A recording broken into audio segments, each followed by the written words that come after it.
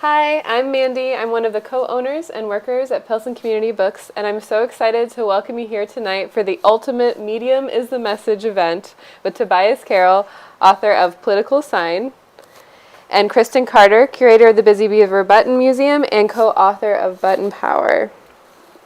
A couple of notes about how this evening will go. First, I'll introduce tonight's guests, and then Toby and Christen will read a bit from their books and talk a little bit to each other, and then we'll have time for a Q&A at the end. So if you have any questions whatsoever during the event, just feel free to drop them in the chat, and I will read them out at the appropriate time.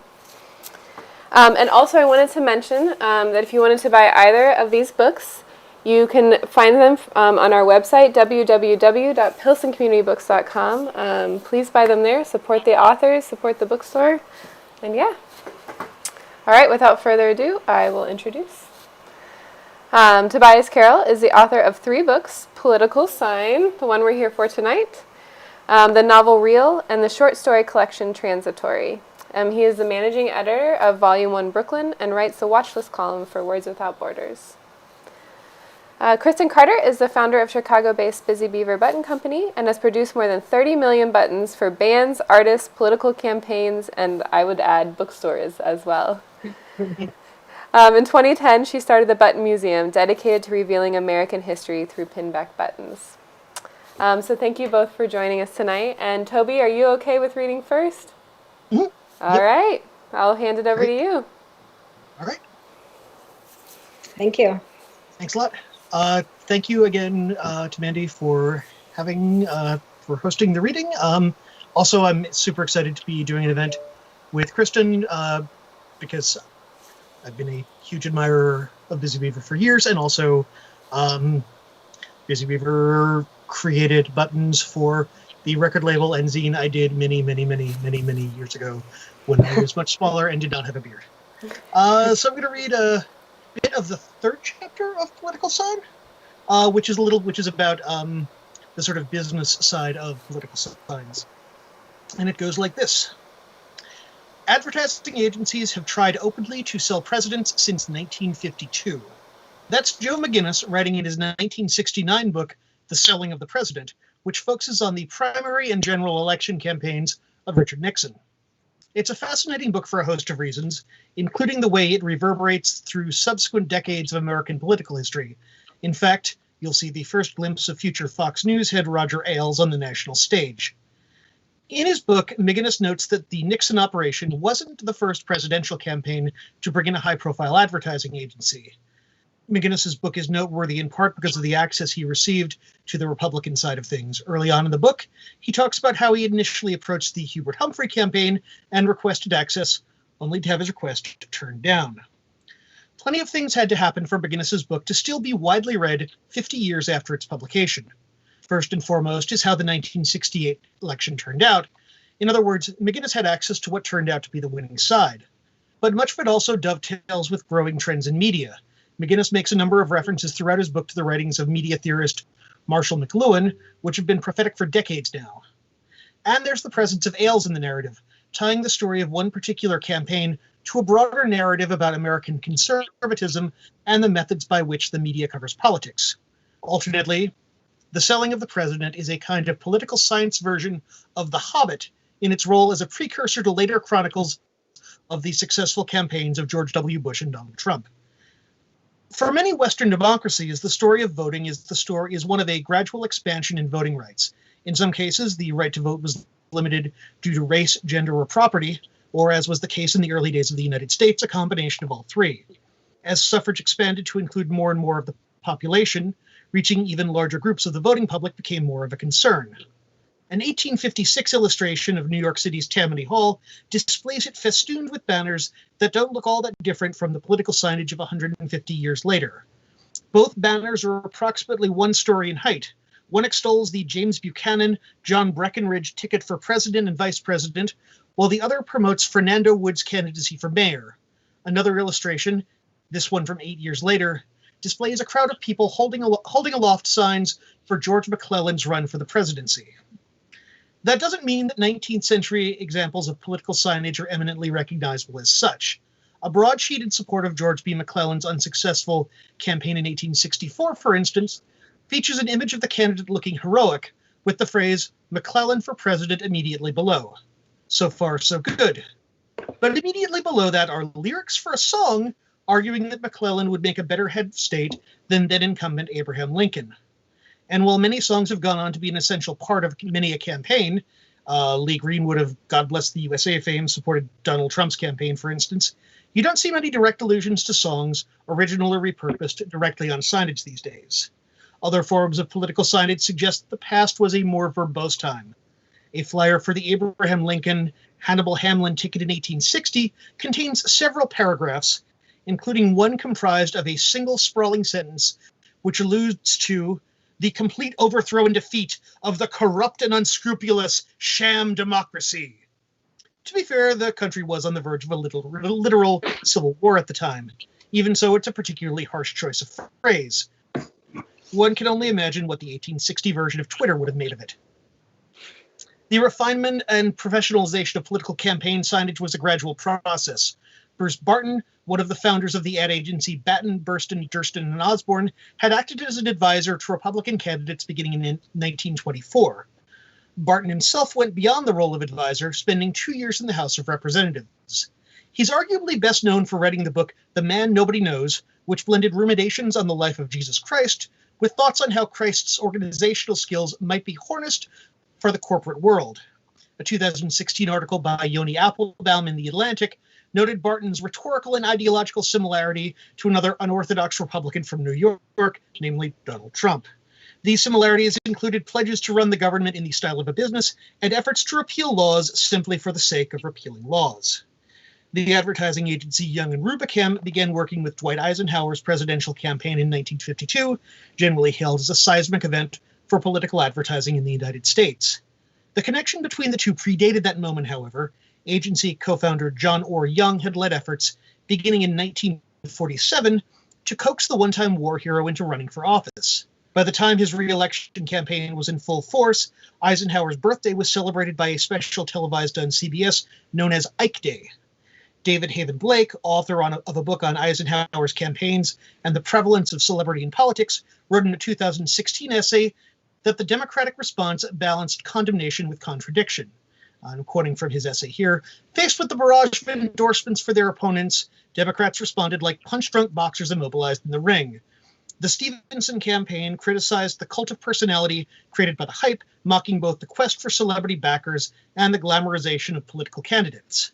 But even as they objected, the Democrats were planning their own televised special in which the likes of Eleanor Roosevelt, Betty Davis, Orson Welles, and Elvis Presley would denounce the influence of advertising on politics. The idea never got past the draft stage. For better or for worse, we're now living in the world created by that blend of Eisenhower and advertising agencies. But even as television spots and, more recently, online advertisements look shinier and newer than old-school political signage, the same styles and techniques used in bygone decades continue to endure. In his essay, Cyber Nation and Culture, Marshall McLuhan wrote about the storyline as a method of organizing data. Modern political campaigning is certainly a place where data and storytelling converge, inexorably connected.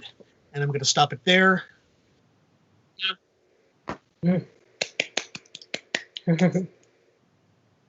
Nice. Right. My book is more of a picture book. So, but I'm going to read the introduction. So, punchline, political statement, conversation piece, souvenir. From the campaign trail to the rock tour, the pinback button occupies a fascinating, far-reaching, and largely undocumented place in American popular history. Buttons embody a people's history of American culture and politics, and this book, the first of its kind, collects the best of them, selected for their design and historical significance. Social media is today's most popular platform for self-expression, but the button preceded it as a way to tell others what was on your mind and as a tool to help spread an idea. No other form of wearable expression has yet to replace the humble button. And unlike social media, a button is something that you can literally stand behind. You'll see in these pages buttons for political campaigns, from presidential races to student council contests, for commercial products, overalls, seed spreaders, beer, personal computers, and from grassroots causes, environmental justice, civil rights, anti-war efforts. You'll also see buttons uniquely representative of their time, celebrating everything from Rube Goldberg's early cartoons to women's suffrage, and from FDR's US Senate campaign to the Teenage Mutant Ninja Turtles. Organized into broad categories, the selected buttons range from 1896, the year that buttons were invented, to 2020. So that's 125 years of buttons. But wearable insignia have been around much longer than that, arguably since ancient Egypt. At the end of the 19th century, pinback badges became cheap to manufacture thanks to advances in commercial printing and metal stamping. It became possible at a time to produce celluloid used to protect the paper in which the design was printed, on which, in thin transparent sheets. Buttons immediately became an inexpensive and novel form of advertising. The earliest major use of pinback buttons was in the world of politics, as a convenient way to declare support for a chosen candidate, period. The New Jersey firm Whitehead and Hogue, established makers of decorative ribbons and ribbon badges, invented the first pinback button in 1896. The presidential campaign of William McKinley and his opponent, William Jennings Bryan, quickly embraced the button, and over 2,000 unique designs were produced between the June and July nominating conventions and Election Day in November. Buttons caught on fast with product advertisers also. At the time, people had little exposure to printed imagery, and it was a novelty to own a printed item.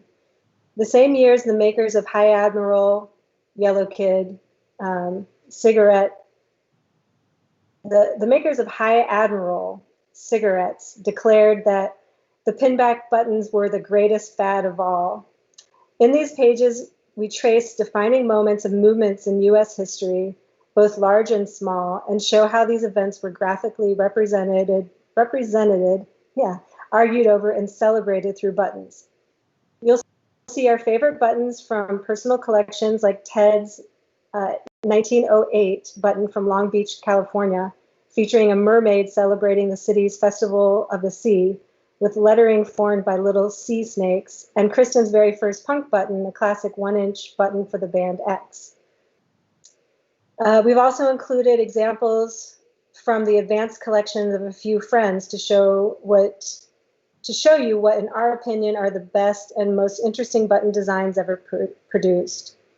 This highly edited example from hundreds of thousands of button designs produced over 125 years is a primer for American popular culture and zeitgeist, as well as a visual feast.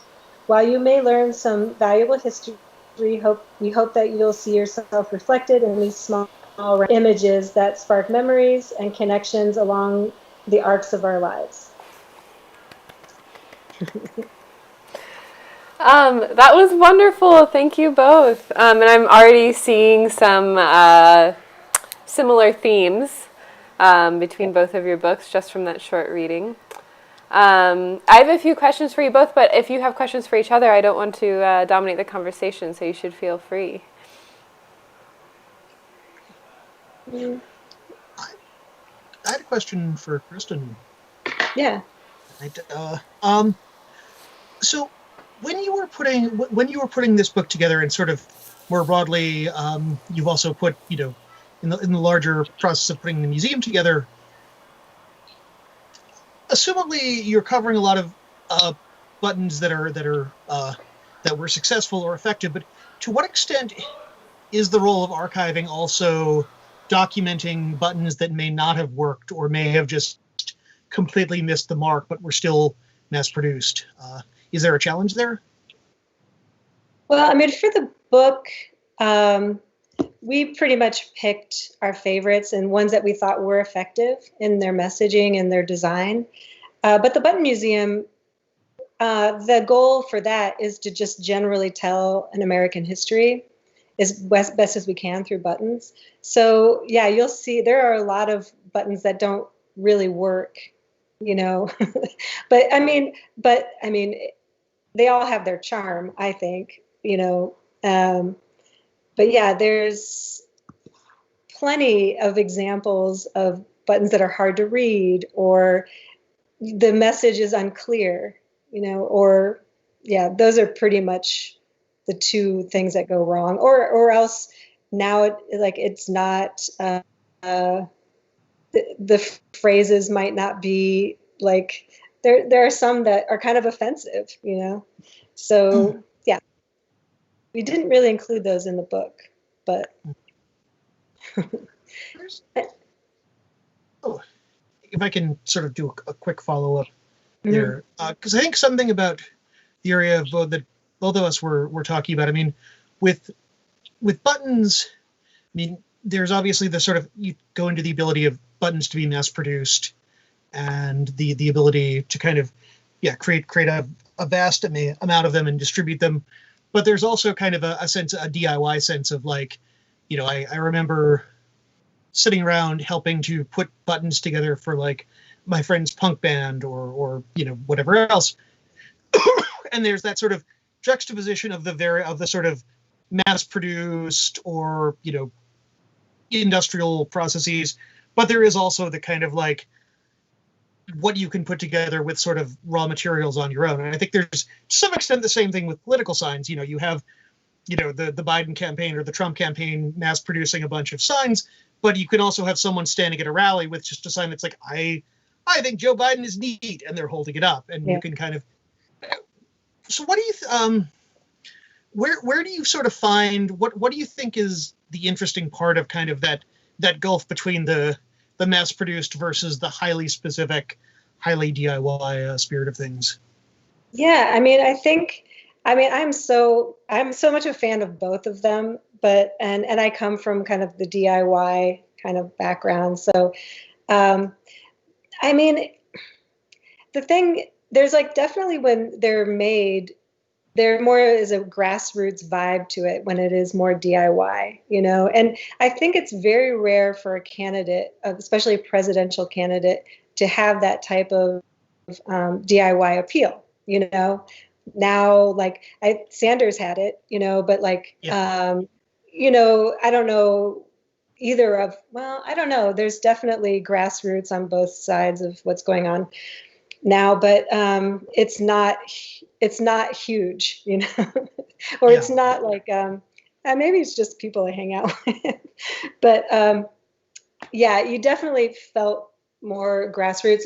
So like someone like Sanders and like a lot of people made their own buttons, like even if they didn't just draw them and use their own machine, there were people making like small 50-piece orders, you know, saying their version of it, like, you know, maybe putting his like, you know, name inside of a Grateful Dead like head, you know, that people use or whatever, you know, just like, it's cool that people can kind of express themselves on a smaller scale and then share it just with their friends, you know. And yeah, I don't know if that really addresses it, but there's, you know, and then when a big campaign, nowadays campaigns are mostly selling their buttons and their yard signs and stuff too.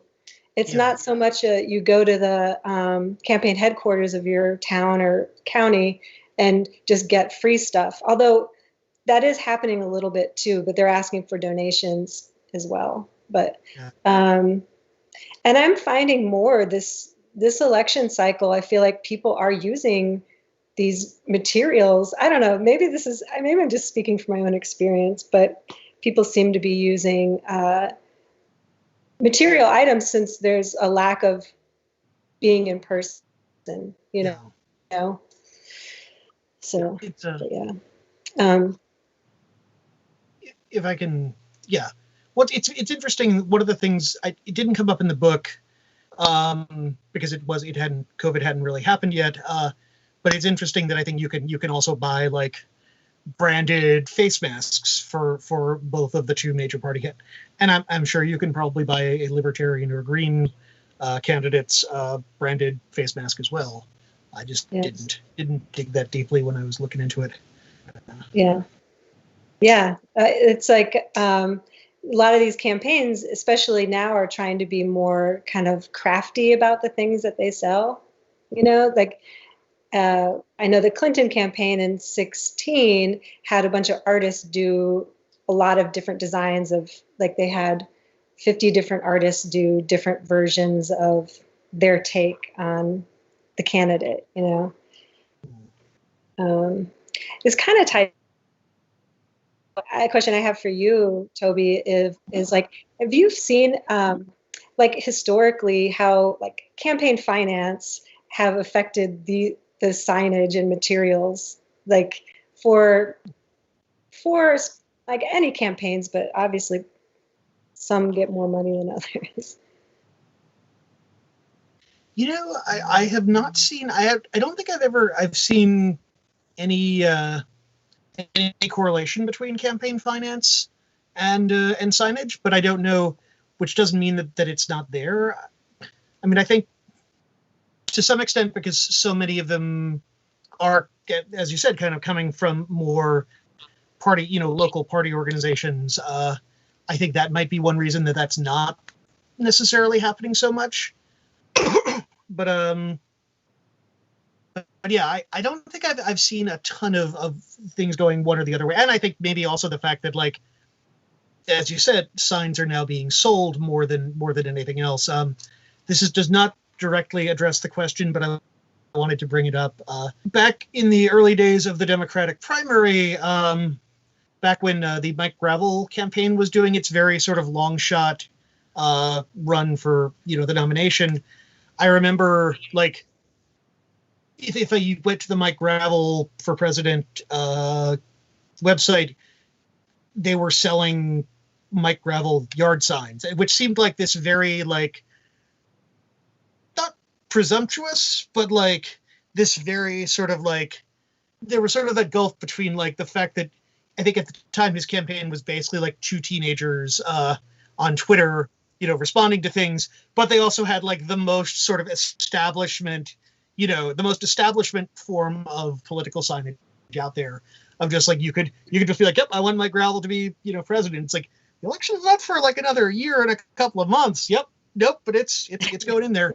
And that warmed my heart. I feel like yard signs had a lot to do with 2016 outcome. I feel like they were very influential in that. And that's not like my scientific thing. I talked to somebody who buys for presidential campaigns, like buys materials. But I did notice, like, when I was up in Wisconsin, like, so many, it's happening now too, but I feel like people were very confused at that time. Like, I don't like this candidate, I don't like this candidate.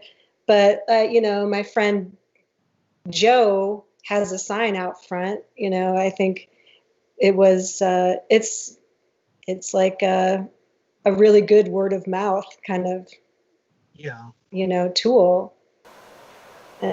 And yeah, I sometimes wondered, like, the intimacy, because, I always joke that signs are like buttons for your house or whatever. And it's, but there's like still a similar intimacy there. Buttons are on your body, but like on your house, people know where you live, Yeah. And I know you mentioned something about people vandalizing signs. Mm-hmm. And I'm curious about, like, because you don't see so much of that with buttons, but what do you think that means? And I mean, it's the vandalizing thing is definitely it's weirdly, it's sort of fascinating to read about, but it's also a little bit upsetting to read about. It's, I mean, it is kind of a declaration. I mean, I know I got a call recently from a family member where they had noticed that one of their neighbors had put up a a sign for, a candidate who they were not fond of. And I was talking to a friend the other day where they sort of said that my friend was politics, he's kind of hoping Biden wins, and it sort of seemed like one Biden sign in the town where he lives, kind of among this sort of sea of Trump signs, and he's just like, he's like, I'm really pulling for this little sign to kind of, But I think there's also that sort of, yeah, it's. I feel like it's a sign of kind of the ugliness of where certain things where certain things could go in terms of political discussion. I don't know that, and I think much like with political signs themselves, it covers a lot of territory. I think you have certain cases where someone might just go like, I don't like that sign, and pull it up. But you might also have someone who is kind of making it their business to take down, signs for a rival candidate as much as they see it, which is something that got discussed somewhat in the book. And you also might have the opposite, where it's kind of people going in and kind of blanketing different areas with signs as much as they can. It's not on property; it's on other people's property. Like I see that in the city of Chicago, people putting it in public. And that's the thing that's like interesting about signs, is that it's like public and private at the same time, or it can't, mostly is, I guess. Yeah. And it's like, where does the public know when it's not theirs, to vandalize? Yeah. I guess it's they're definitely like back in, like, if I go through, well, to take a step back, I mean, it's not funny to write about, but it's, I live in Brooklyn, so you don't see there aren't really a ton of yards for people to put signs down, in front of their buildings. You might see the occasional sign for a candidate in someone's window, but it's not quite as widespread as like when I'm going back to visit my parents in the suburbs of New Jersey. But I mean, I'm thinking specifically of like a stretch of roadway where always around election day there would be a ton of signs, and it's kind of like, I have no idea. Like, in retrospect, I don't think those signs should have been put there, but I also have no idea what the laws governing that in, like, in my hometown in New Jersey and the adjoining, the towns next to it where they would also are, and then there's also the question of like, is it more trouble? Does it then become more trouble than it's worth to kind of send someone, have a municipal agency send someone out to take them all down, which I feel like, especially right now, is probably a thing where in certain parts of the country you have public agencies facing a budget crisis. Like, are you going to what happens there? It's worrisome. It's really worrisome at times. Mm-hmm.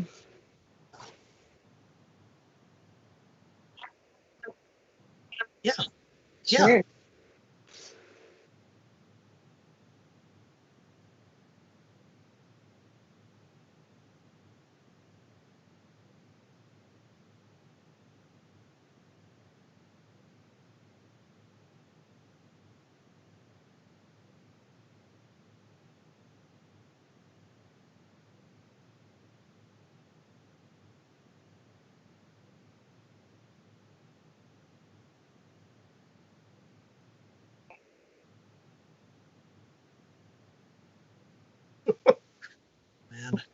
Man.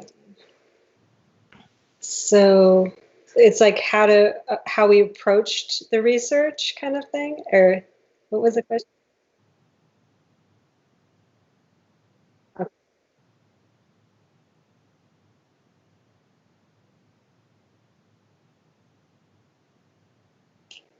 Um, well, for us, it was, so I worked on this book with the co-author is Ted Hake, and I started working on this book by myself like over 10 years ago, and I just kept finding, and so Ted has an auction house, and he's been dealing in buttons for over 50 years. And so, and buttons are his favorite of all of his collections or all the things. That's where his passion is. So I just found myself asking Ted so many questions. And then maybe 4 years into it, I was like, hey, will you do this with me? Do you have any interest in doing, because he's written the collector's books on buttons, but he's never done like a more design book.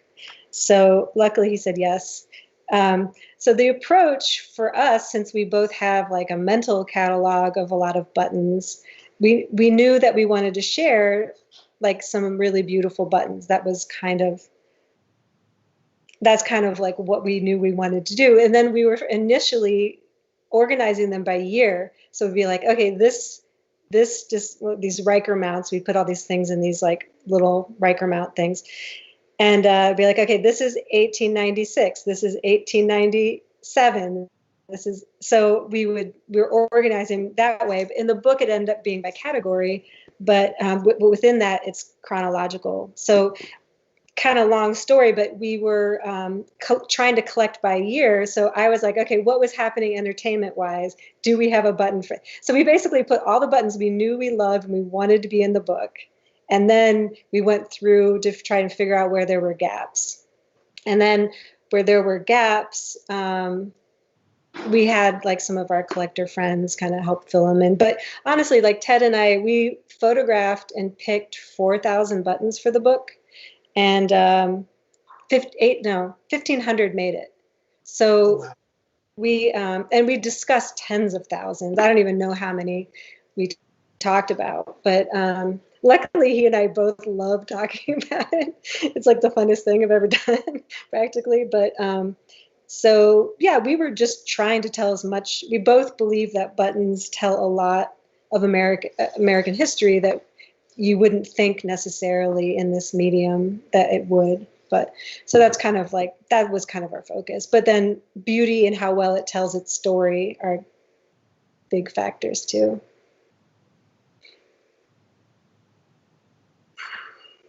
So as for me with Political Sign, the topic sort of came up after having submitted a proposal to the Object Lessons team in Bloomsbury. There was a little bit of back and forth on what the focus of the book was going to be. Political signage ended up being the sort of the area of focus, because I wanted something that was broad, but not something that was not too broad and not too specific. So that seemed to be an area where I could get a lot covered, but also keep a fairly solid focus. As far as research, I mean, the other thing is, this is probably going to sound, this may sound a little, this might be a little too inside baseball. I'm not sure. There was I had less than a year between the time I signed the contract to do the book and when I had to have a draft turned in. So I knew the process for this was going to have to, I was going to have to be very, very quick with the book. I think, if I had written a book, if I had done this in a way where I had 3 years to write a book, it might look very different, just because there were certain things I probably would have gone into greater detail about. There's also just the fact that, like, I could probably write another book called Political Sign, solely focusing on things that have happened with political signs since I turned in the final draft this year. That would be about the same size as this. There have just been countless things that have taken place in the world, all over the world, that resonate with what I've been talking about, but happened too late to really to go into things. Structurally, I knew I wanted, in keeping with the sort of having a fairly quick turnaround time with the book, I knew that I wanted each of the chapters to be fairly granular, so that if I felt blocked in one area, I could work on another thing, rather than having to sort of have like, okay, if I can't get past this section, I can't get to this section. I knew I wanted to have something where things were going to be somewhat granular, and that as I wrote the book, that became a little bit less the case. A lot of what I thought were going to be single chapters ended up breaking down fairly neatly into 2 chapters of roughly half that length. And as far as research, yeah, there was just a point where I knew I needed to stop researching and start writing.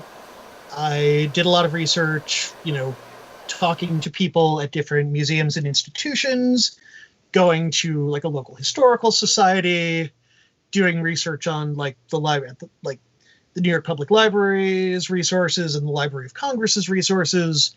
But there was also just a point where I knew, yeah, I was at one residency in Nebraska in the second half of August last year, and I was still doing a lot of figuring out the structure and figuring out some research while I was there. And then when I got back from that, I had a month back in New York, and then I went to do a residency for about a month in Iceland, and I knew I was going to be spending that month just writing, getting a draft done of this book. And I knew there was a certain point when I got back where I kind of had this moment with myself where I was like, you need to stop. You are using research, the idea of research as a way to procrastinate, starting to write this book. And you need to stop thinking about research and start thinking about writing, because you have to turn this in November. You need to have you are contractually obligated. You have signed a piece of paper that says there will be a manuscript in the hands of your editors, at this time, and you need to have a manuscript done by that time. And it needs to be, not embarrassingly bad or unfinished. And so that's kind of where my mom has had a sign up on her wall in her office when I was growing up that just said, I think the only inspiration is the deadline. And I think I was very much like having flashbacks to my child, just seeing that as a child when I was kind of going through that. So my mantra or whatever, the sign that kind of got me through is don't let perfect be the enemy of good. I was like, don't. Similar. One of my favorite chapters in your book, Toby, and maybe it's because it starts out with Minneapolis at an art exhibit that I also went to, is When a Sign is Art. And Christen, I know you're co-curator at the Busy Beaver Button Museum. And I was wondering if you both could talk a bit about the effects of putting protest signs, political signs, and buttons into museums, and if it changes the meaning at all.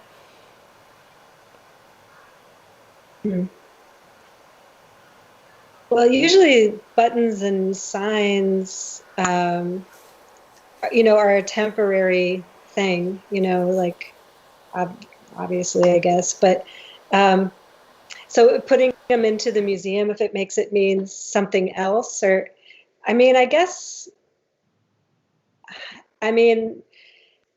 that could be like a deep one. I mean, as far as like memory, how memory works and stuff. But I guess it's like, that's the thing. They're like little slices. Like it's one person's, or depending on what opinion, and it's always a danger for one thing to tell the whole story, So, but that's the beauty of it. It's like it should be in conversation with each other, and it's really hard to capture that in a museum, and not in person. But yeah, I mean, definitely the context is different, but I don't know if that really answers the the question. But. I think it does. I think for me, it does, especially if something is in an art museum. If something is in more of a there's now a museum that opened recently in New York called Poster House, and I spoke to one of the curators there, and I think where it's literally just history told through posters and signage. I think that's one thing. Whereas I was reading today about the artist Nina Kachadorian, who has a constantly updated art exhibit that's, I believe, comprised exclusively of signs for the losing candidate in different elections. And I think there's a new version of that that's now up at a gallery in New York. And so something like that, I think, does kind of create this weird tenuous thing where like there is a historical element to it, but it's not just, it's not being presented as history, it's being presented as art. But at the same time, I mean,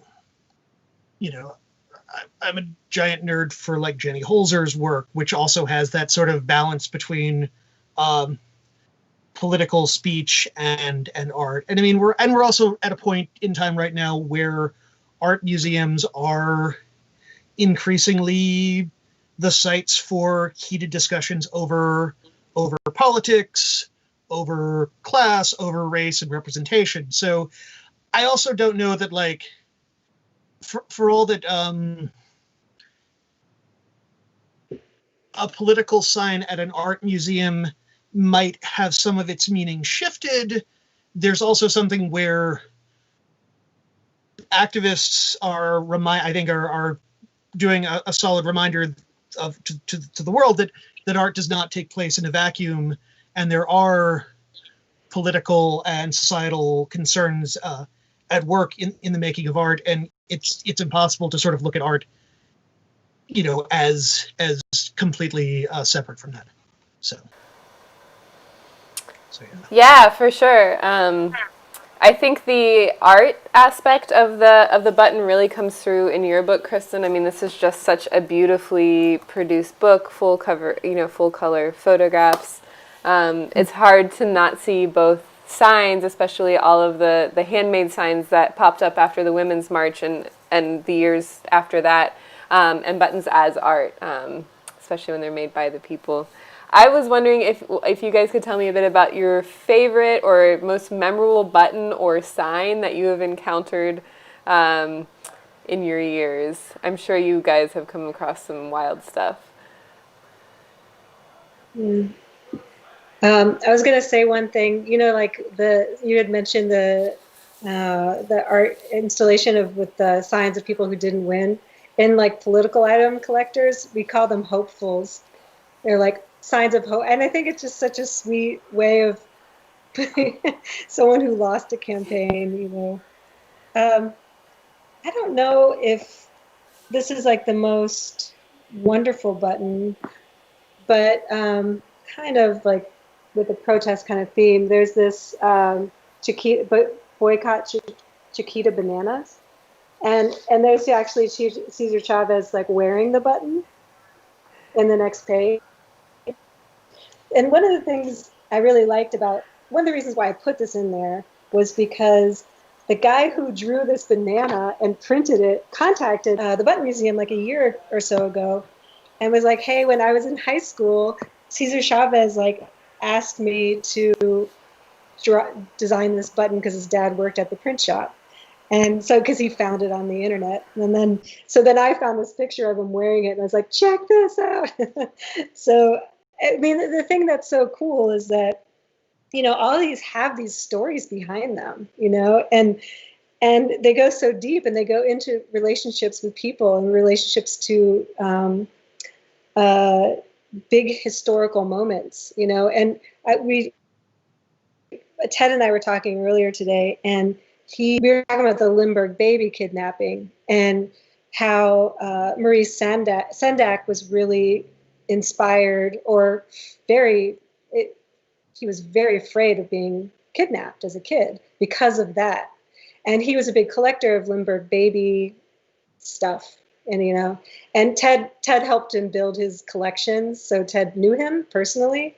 But the thing that's just so cool is that how, talking about these Lindbergh buttons got us, and we have some Sendak buttons in here, got us talking about like the connectedness between, I can't remember, Ted remembers the book, but one of his books that he did was pretty much about the Lindbergh kidnapping, and Lindbergh baby. And I don't know, it's just like all these little deep stories that kind of connect things.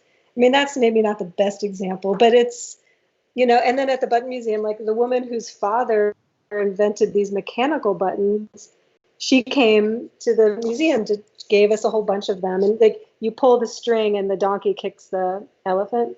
And there was the opposite version too, where the elephant was like kicking the donkey. But yeah, so she was like, my dad, George Howman, like he invented this, and no one knows. So she gave us all of this like background information about it. So it's just like, I don't know, like all these stories that kind of come out of it. And so many people have reached out to us like, hey, that's a button I designed, or I know that person, or, you know, we had a bozo contact, one of the people like who was bozo, like not a bozo.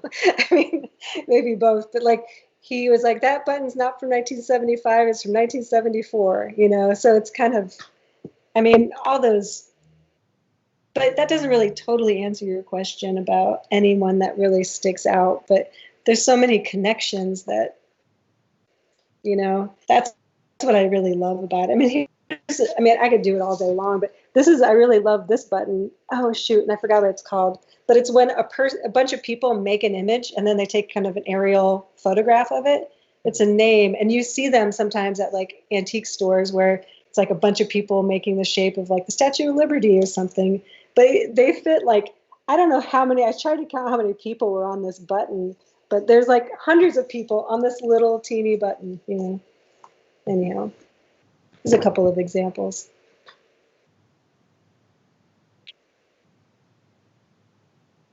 Yeah, Yes. yeah. There's actually, oh my gosh, we have one where you're hanging a Nazi from the World War II. So it's actually like you pull it and you're hanging Hitler, and he's got like a swastika on his chest. I should make a little movie of that and like share it on. But it's kind of the showstopper at the Button Museum because people are like, whoa. So yeah, it exists, sort of. It's hanging. It's amazing. I think for me, I mean, I wrote about this a little bit in the book, but one of my earliest memories was being taken, with my mother taking me to a rally in support of the Equal Rights Amendment when I was a little kid, and I still have. There was an ERA yes button that was in my childhood bedroom for many years, and so I have a lot of very warm memories about that for probably pretty obvious reasons. There was one. It's funny. This is I think not a particularly successful political sign, but when doing the research, one of the curators I spoke with told me about in the 1994 American presidential election, there was a poster that was circulated that was kind of for the Mondale Ferraro ticket that was like an homage to, I think, a French Revolution poster. So it's like Walter Mondale and Geraldine Ferraro in the style of like revolutionary French people. And it's one of those things where it's like, oh, I see what you did. Like, I don't know why you thought this was a good idea, but it's one of those things where it's like, so it just like embraces it so much, even though it just totally doesn't work, that like it's just like, oh man, you guys tried so hard and it did not work at all, but it's still kind of cool that you did it. So that was certainly a thing. And I also a little while ago, a couple of years ago, or a year or two ago, I don't know. I'm also a fan of the soccer team Tottenham Hotspur, and someone one of my friends who I watch a lot of games with here in New York had found there were like as you know, neo-fascists began to kind of be on the rise, someone found a design that was an old Tottenham logo, and it just said Spurs against Nazis, and a lot of the various Tottenham supporters groups sort of began to take that design and, like, you know, sort of customized it so that they were, you know, you would be like, you know, New York Spurs against Nazis, Brooklyn Spurs against Nazis, Chicago Spurs against Nazis, and that kind of warms my heart because it's, you know, a soccer team I love taking action against a political ideology I hate. So, you know, that's always nice. What's not to love? Yeah. Yeah. What do Um, you think, like like these posters? Oh, sorry, the posters you're talking about, or like, there's so much more you can do with poster design than sign design. Do you think? Like, Yeah. I mean, yeah. Well, I mean, but I think it also kind of it vary. Like, I guess it kind of varies with what you're doing. I mean, I think you could also easily turn a poster into a sign just by kind of adding some kind of a method to hold it up too. yeah, and make it weatherproof kind of thing. Mm. I don't know. I mean, I remember when I think like friends of mine were going on the Women's March, and when there were the rallies, in I in New York when they were doing the sort of uh, the Trump administration was trying to get through all of its like very very very strict immigration restrictions, and you had this like huge pushback against it. I mean, I remember seeing people, using like pizza box, just like taking a Sharpie in a pizza box and turning that into it. I mean, and that's one of the things that I like the versatility of just being like this doesn't need to be this doesn't need to be pretty. This just needs to kind of say its piece. But there are definitely like yeah but I also a well designed political poster is also a pretty great thing I think. Mhm. So Kristen, someone in the chat wants to know what the best way to store extra buttons in a collection, the ones currently not in display, is, if you have any tips. Yeah, I mean, buttons don't like light. It's like kind of like almost anything. It depends on the age too, but like it's definitely like light and not a lot of humidity or heat. So kind of like anything, I guess.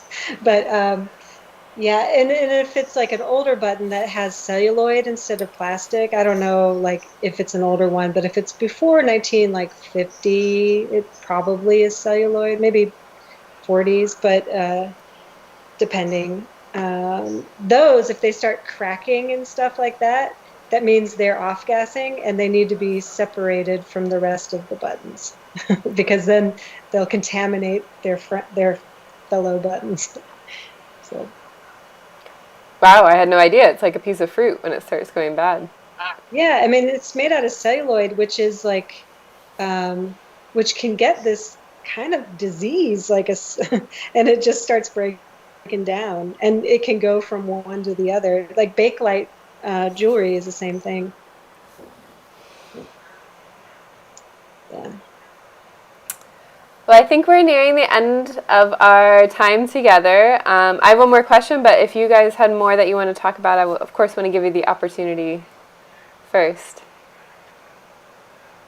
I'm I'm okay. Cool. Yeah, I'm good too. Well, I wanted to know, in the age of post TV, now in the internet, both buttons and political signs are still immensely popular. They're everywhere. What do you think is responsible for, when so many, like print media is, a lot of people say dead, or in vinyl is like more of like a fetish object. It's not something used every day. Why do you think buttons and signs have endured? What is the appeal? Yeah. Hmm. I mean, for buttons, I'll say, you know, I think buttons in a way are like a mini heroic act. I get very lofty about buttons, but especially with political buttons, like you're really inviting anybody conversation if you have a button. It's sort of like it's almost saying like, "Hey, you can talk to me," unless it says like literally, "Don't talk to me." But and even then, people will probably still talk.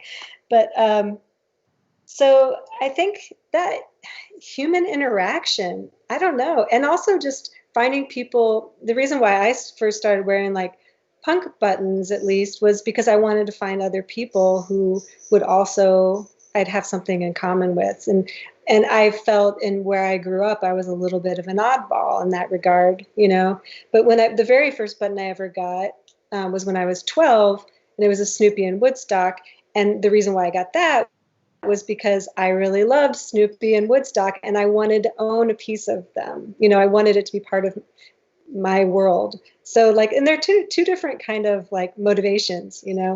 So I think those are, like wanting something to be part of my world, but then also trying to find other people.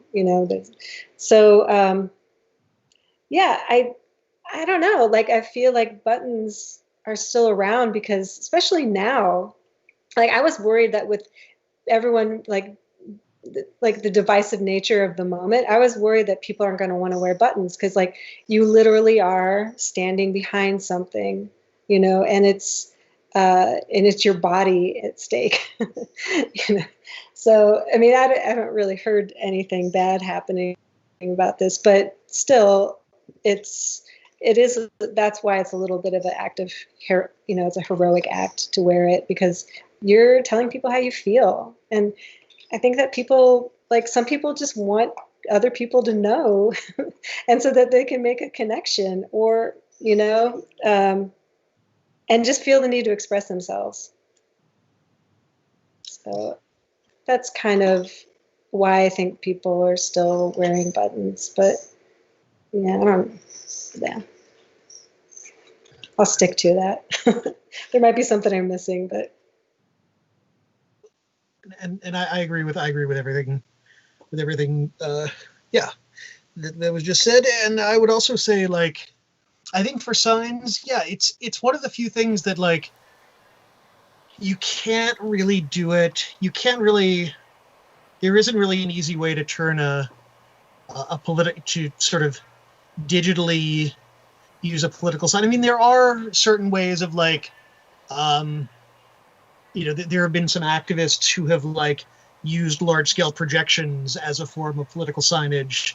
But I mean, it is still fundamentally like, it's still a very egalitarian way of doing things. It's a very DIY way of doing things. And to some extent, and if you're talking about something like a yard sign, it's also a very sort of disposable way of doing something, which I think, I guess theoretically you could probably create a digital yard sign that you would load data onto with a USB thing, but like, would you really want a digital yard sign to run the risk of like some angry person who objects to your candidate just like taking it and breaking it, or or doing whatever? Probably not. So I think the ease of use and the sort of, and the fact that it's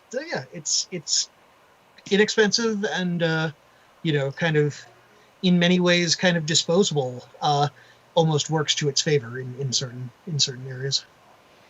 Mm. So. Yeah, and I think something about the physical object for me, I'm such a nostalgic person.